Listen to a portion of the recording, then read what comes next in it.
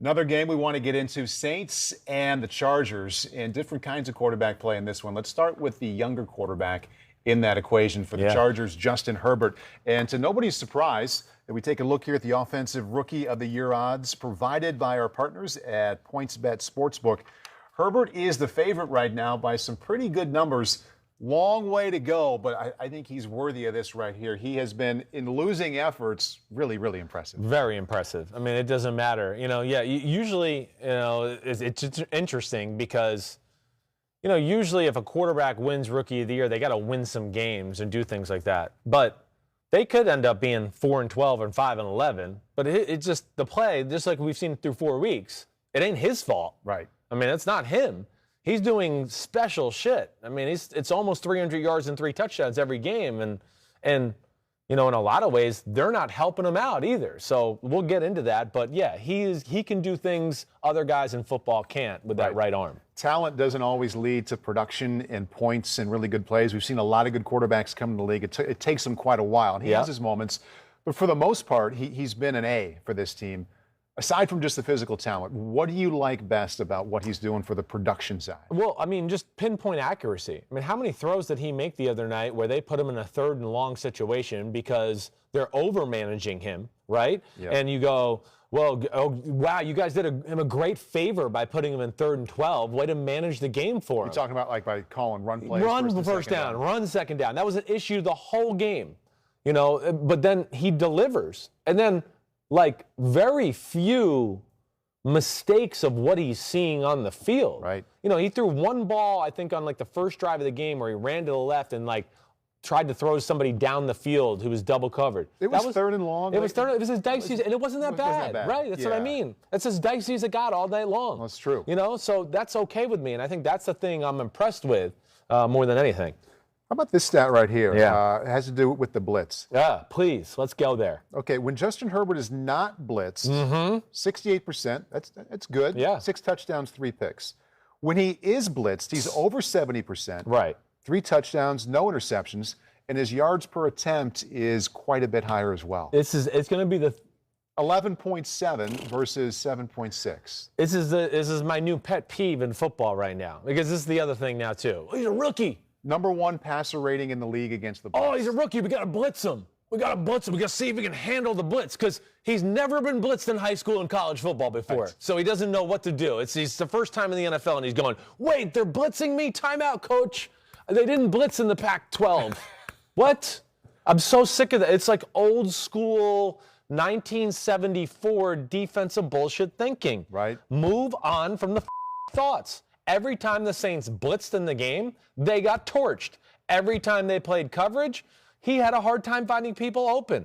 I find that throughout the league right now. And, yeah, I mean, he, like we just talked about it a minute ago, the TD, the first touchdown pass, all-out blitz. Yep. Right.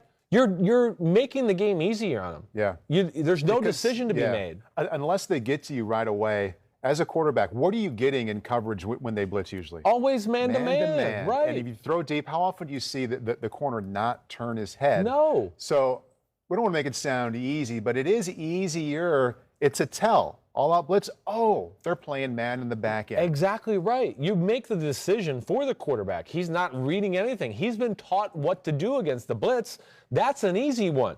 That was something that was drilled into him like the first few days of training camp, where he's like, wait, I can't mess that up, or coach takes reps away from me. So I got to get that.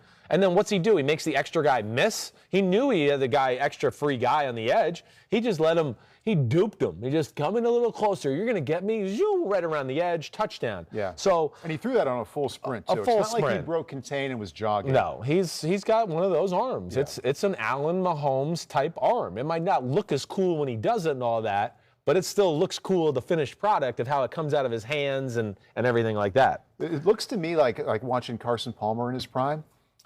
Before Carson really got hurt. I got you. You're right. Really quiet, wide base, lower body. Exactly. And just that compact motion up top. It's very efficient. Yeah, it really is. That's where it's misleading. It's where I think people were misled in the draft evaluation.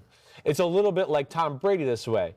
He can throw the ball really, really hard and make it look like it's really effortless and just smooth and almost like beautiful. Yes. And because of that, you go, well, that can't be really moving that hard in person. And then you see it in person and you go, holy shit. Yeah. And it's because he's got long arms and huge hands and a big body, and he knows how to correlate that top to the bottom, like you're saying. Yeah. And he's awesome. Makes me think about this past winter when we had he had the film of what he did at the Combine. Right. And people always want to say, oh, Combine doesn't matter, anybody can throw. And it's not an exact correlation to success in the NFL. But remember when we watched that, we talked about how easy every throw looked, 10-yard out, 50-yard push out. 50-yard corner routes he was throwing. That was the lower body, the motion looked the exact same. Right. And just because he did that in February in the winter in shorts, it doesn't mean he's a good quarterback. But it was a terrific indication of that he might have success in the NFL because what he can do physically. How easy it is, how effortless it is. Effortless, yes. And there's a lot of crazy moving parts, which tells you it can be consistent. Right. Because when there's a lot of crazy moving parts, you go, oh yeah, he did it awesome for 4 times in a row, but man, times 5, 6, and 7, he threw wobblers or ducks or missed the target. No. So when you're explaining as a guy that, yes, when we say it's effortless and easy, yes, it is that, but that usually means it's technically sound too, and they're able to replicate it throw after throw after throw, and that's what the great ones can do. So we both liked what he did a lot. Yes, right. First half was much better than the second. Yeah. What changed in the second half from him having a lot of success to limited success? Well, again, it was all about big plays, really, for the most part, in the first half of them. They put the one drive together. It was impressive. There's no doubt about that.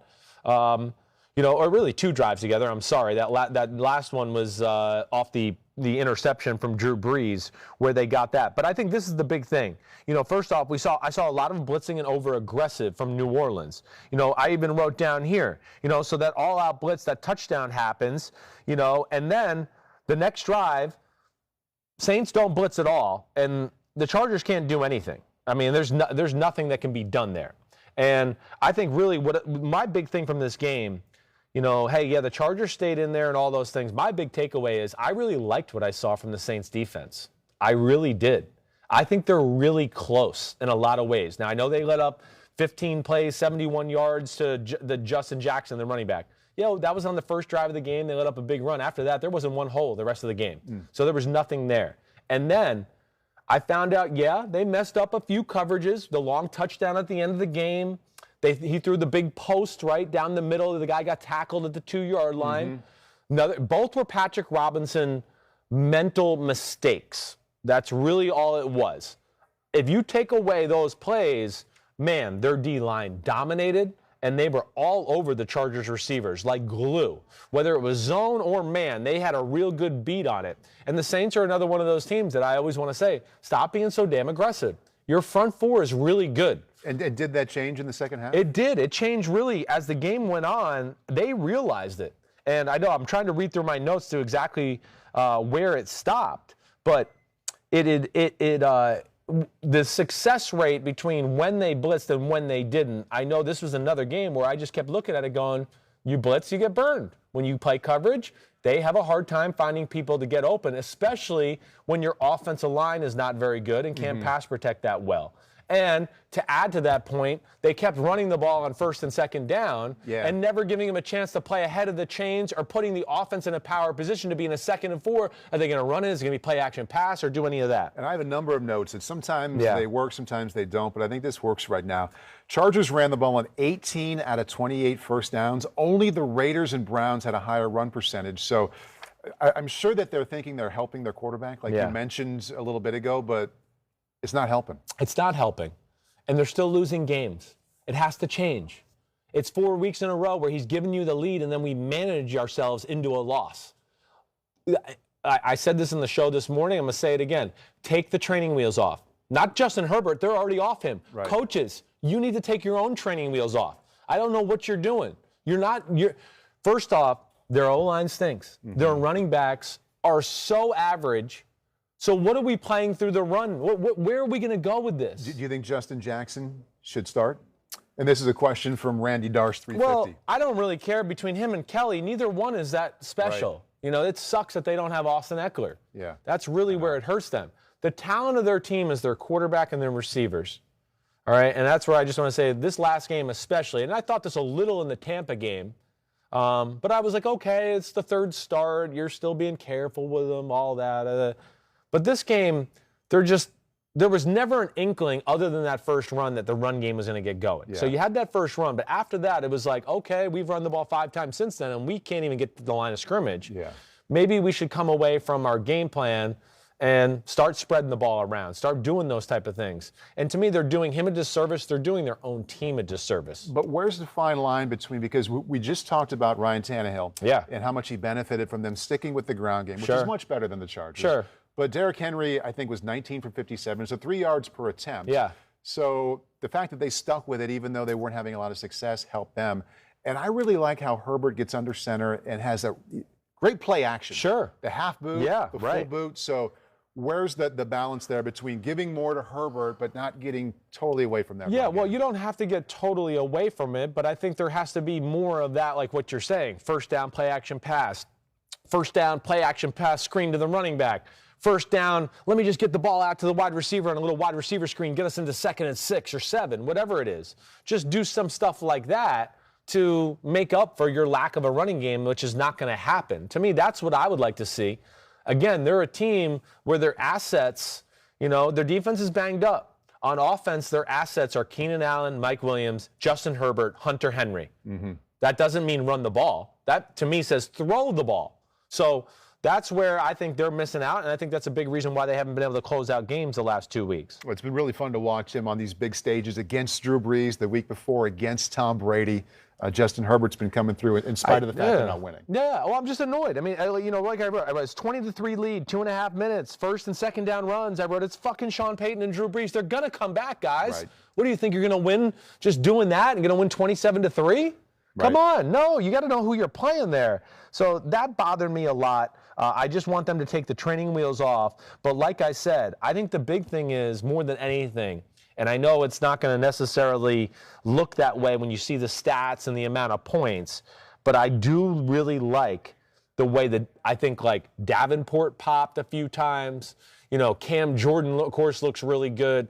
Amenyata, Sheldon Rankins after his Achilles tear last year, he looks like he's starting to come along. Davis at linebacker. I mean, they can dominate without having to put extra people in the box. That's what my big thing is with them. And they're really creative what they do on the coverage side too, Paul. Like, they'll do some of that Tennessee, like, I don't know what coverage this is. They just have a beat on what you're doing in this formation, or they'll double certain receivers on a 2nd and 3rd down. There was a number of, second downs or third downs when it was obvious pass situations where they were like, okay, you're not throwing to Keenan Allen. This is before he got hurt, or you're not going to throw to Mike Williams on this play, or we're going to double Hunter Henry here.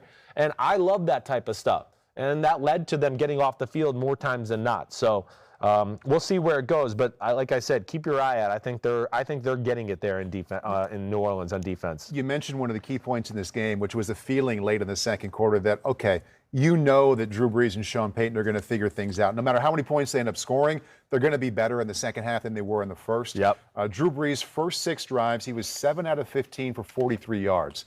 Drew being less than 3 yards per attempt. I don't know how many times that's happened in the last 18, 19 years that he's been playing. I'm sure not very many. Final 7 drives, 26 out of 32. That's well over 80%. 282, touchdown, 0 interceptions. What changed with what Sean and Drew did and what the Chargers did on defense? I think the biggest thing is, I think that Sean Payton tried to go early in the game like, hey, we're going to run the ball. I'm going to try to do that. And the Chargers were kind of selling out on it. Gus Bradley, that Seattle defense, 8 guys at the line of scrimmage. First series, they had a little success running the ball, and I think that maybe led Sean Payton to want to stay with it maybe a hair longer than maybe he should have, which I don't really have a problem with. But really what the Chargers started to do, and one of the things I wrote in my notes is just, after that first drive, they started shooting gaps. Like the linebackers, it's just like, hey, you got this gap, you got this gap. And the linebacker, when they saw their gap open, instead of kind of waiting for Kamara to come or Latavius Murray, they just started running through it too. They created chaos that way. The big turning point is the drive we're talking about. It's 20-3, end of the first half, and they got into, let's just spread the field and get the ball out of Drew's hands quickly. And they started getting into all the dink and dunk, New Orleans Saints type stuff. And with the Chargers not playing a ton of man-to-man and doing stuff like that, they caught them in their zone coverages, and they just kind of picked apart those little holes. And that's where Breeze and Sean Payton are magical, when they kind of get that, like, okay, wait, this is how they're defending us. We kind of got a feel now. Let's bring out our array of short passing attack. And the Chargers don't have the type of defense to kind of take that away right now. I want to keep you with that Chargers defense. I have a question from Sir Lax. It says, can you deep dive into the Chargers defense? I feel like Gus Bradley, the defensive coordinator, has been putting them in bad positions when the team has a lead. Yeah, I don't know if I totally agree with, bad positions. No, I still think they're kind of playing, just doing what they do. Now, they've had some guys. What is what? Well, they're a Seattle cover 3 team. That is what they are at their heart. I mean, Gus Bradley was in Tampa Bay with me, and then he went to Seattle. I mean, he's the guy that started the scheme that caught fire through football. It's him. He's the one that went up there and sold it to Pete Carroll. So right now, if it's too something, it's too what? It's it could be too predictable right now. Again, especially when you have some guys right now who are replacements and young, and Melvin Ingram ain't in there right now. They're missing Chris Harris Jr. They're missing Derwin James. So they got guys that are not only like mentally making some mistakes, which has happened in this game. The long touchdown to Jared Cook down the middle. Kenneth Murray, rookie linebacker, he kind of messes up how he's supposed to play the coverage. I think it's him and second-year player Nasir Adderley, the safety, who are supposed to be over there with that guy, but they kind of messed up their rules of what they were supposed to do against that formation and that coverage, and it led to a big play. And that's not necessarily – the play was meant and perfectly called to stop that play. Which one are you talking about? The Jared Cook, I want to say that, the 41-yard touchdown pass. I want to get into that. There you go. 3rd and 14. Right. 41-yard touchdown to Jared Cook. I've got a bunch of notes on this, too. I want to hear your interpretation. Well, it's an interesting play as far as how they played the coverage, but they're basically playing a coverage what I would call, I called it P11 double robber. Right? Double robber. Double robber, because they had 8 guys in coverage. They had a robber to the trip side and a robber to the weak side. The defensive back who lines up deep, who kind of hangs in the middle to pick off an intermediate. And they had 2. Right. And Murray, who I believe is playing the wrong technique at the line of scrimmage, he's playing outside technique on Jared Cook, which allows now Jared Cook to go inside of him and be able to cut across the field. Unimpeded. Unimpeded, never touched straight line. Right. Yeah. You can't let that happen. Right. So he's supposed to be inside leverage, in my understanding of the coverage, and then also stay inside of him as he's running that deep post cross. Didn't even come close to that. And then the safety should be on top. So then Drew Brees drops back, and he's looking at his first read. Wait, Kenneth Murray's underneath it. Let me see if I can throw a lofting pass. Oh, wait, no, the safety's over there too. Let me find something else, right? They messed up the whole play. And that safety, number 24. Nasir Adderley, right. As soon as Cook got that free release and was running by himself, they could have put a Band-Aid on it if 24 would have just run with him. But he was frozen looking at something else. He was got a non-factor. paused by the seam on the other side or whatever it was. He got infatuated with the 3-receiver side a little bit, to where everything. I don't think that was his rules. And other things that I pieced together. If you watch the game film, Kazir White, their number 44, the linebacker, who was kind of playing that other robber spot. He was a linebacker that was playing 15 yards off the ball. He turns around as Jared Cook's catching the ball, because he's running upfield, because he realizes, wait, why is this guy wide open? He yells at both of them. And you could see, Kenneth Murray, after he scores, he puts his head down. Nasir Adderley puts his hands up. They were disgusted with themselves. They know they messed something up. Right. That coverage was called to stop that exact play. And that idea of rushing 3 and dropping 8, what's the one thing you're not going to let happen when you drop 8? Big pass plays, usually, right. Exactly. So, yeah, that was one where I think inexperience and youngness kind of came back to bite them in the ass. All right, Chargers and the Saints. Any other final comments you want to spend some time with? I think the big thing is, I do realize, I just think more than ever, Michael Thomas's importance to the offense and Drew Brees, just because, Drew can't throw the ball down the field and be effective that way. You just want him to be able to do it enough to keep teams honest and get those 15 and 20-yard completions here and there. But Michael Thomas's schematical importance and how he opens up other people, but also just the, for games like we just saw where he's amazing is, catch the ball for 6, break an arm tackle, the linebacker gets 12 yards, catches another one, it's 8 yards, catch another 4-yard pass, it ends up a 12-yard gain. It's like those little things. They're always in good positions. It's always moving the chains, always ahead of it. Oh, it's 3rd and 6. He gets 8 yards to get the first down. That's where they miss him. And then it makes everybody else and the rest of the offense so effective that way. To right now, it's cool. They're being forced to get Emmanuel Sanders the ball. But it's making Alvin Kamara maybe in some of the things he's doing. I mean, he's still awesome. Yeah. But that's when they're hitting on all cylinders is when it's like, oh, yeah, pick your poison. Yeah. Oh, Thomas, Kamara. Oh, yeah, we got Jared Cook over here, too. You want to do that? You want to double both of them and leave him one? Yeah. And that's where I'm amazed by. Right now, what they're doing with Kamara is, I think, the cool thing. I mean, and that, I just 2 seconds. Yeah, because they use him everywhere. They know they have to exhaust him more because Michael Thomas is not there. And really, it's amazing because I think we have a little spray chart. Route chart for those of you who are watching on YouTube. There it is. What I'm amazed by always is all the different looks they can give you out of the backfield, right out of, like, he's right next to Drew Brees in the shotgun. And he can run basically like 6 or 7 different routes that all at the start of the snap look like he's going to run the same route. Right. And for those of you who can't see it, just listening, what I'm looking at is variety too, because there are routes between 0 and 10 yards to the left. Yep. There's 3 of them.